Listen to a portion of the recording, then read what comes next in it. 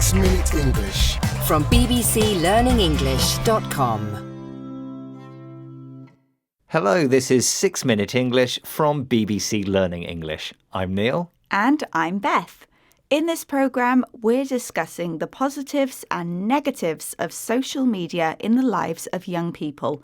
And this is a really trending topic at the moment because of what's happening in Australia, where a new law to limit under 16-year-olds' access to social media is being debated.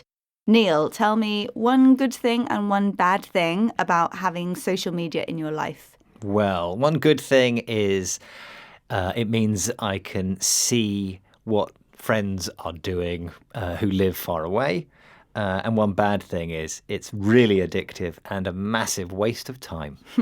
Well, it's interesting to hear a man's perspective, Neil, because when it comes to issues like cyberbullying, it's often young women who are most affected.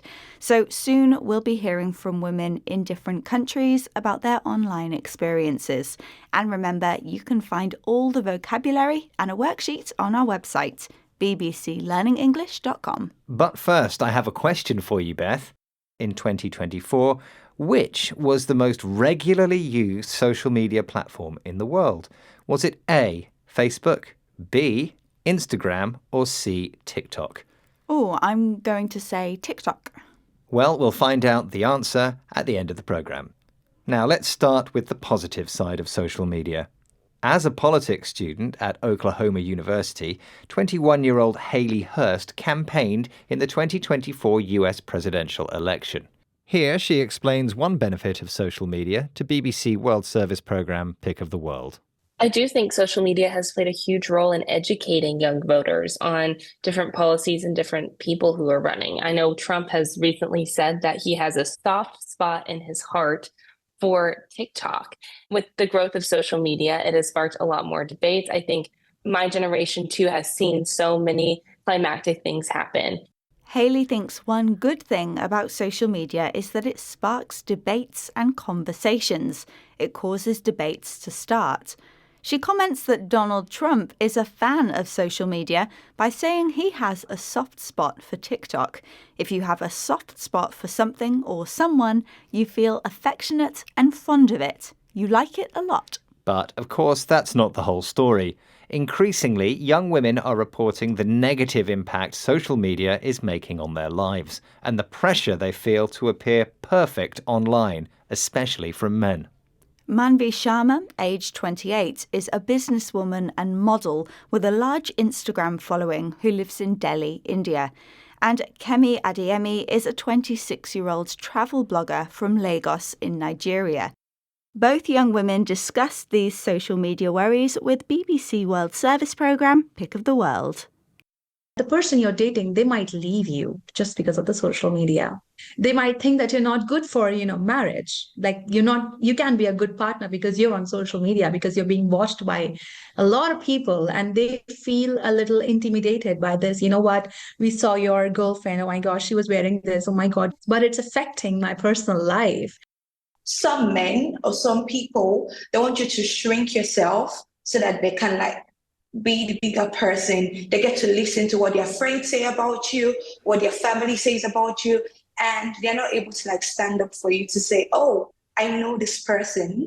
I believe she's not doing these things for other reasons. Manvi thinks some men are intimidated by her popularity on Instagram. Intimidated means to feel frightened or nervous because you lack confidence. She feels people gossip about her posts and photos using expressions like, oh my gosh, and oh my God, to express their shock or surprise. And Kemi agrees. She says that on social media, some people want her to shrink herself, a phrase meaning that you underuse your full potential in order to avoid making people feel uncomfortable or to fit in. When she's bullied online, Kemi says that these people don't stand up for her. To stand up for someone means to defend or support someone who's being criticised or bullied. And I think it's time you revealed the answer to your question, Neil. I asked which was the most regularly used social media platform in the world in 2024, Facebook, Instagram or TikTok. What did you say, Beth? TikTok. I'm afraid you're wrong. It's Facebook with over 3 billion regular users. Okay, let's recap the vocabulary we've learned in this program, starting with the verb spark, meaning to cause something, such as a debate or argument, to start happening. If you have a soft spot for someone, you feel affection for them. You like them very much. To be intimidated means to feel frightened or nervous because you lack confidence in a situation. The expressions "oh my gosh" and "oh my god" are exclamations of strong feelings like shock, surprise, anger, or disbelief. If you shrink yourself, you make yourself smaller and don't use your full potential in order to make others feel comfortable or to fit in with them. And finally, to stand up for someone means to be vocal in defending a person who is being bullied. Once again, our time is up. But if you're ready for more, head over to the BBC Learning English website to try the worksheet with a quiz for this programme. See you there soon. Goodbye. 6 Minute English from bbclearningenglish.com.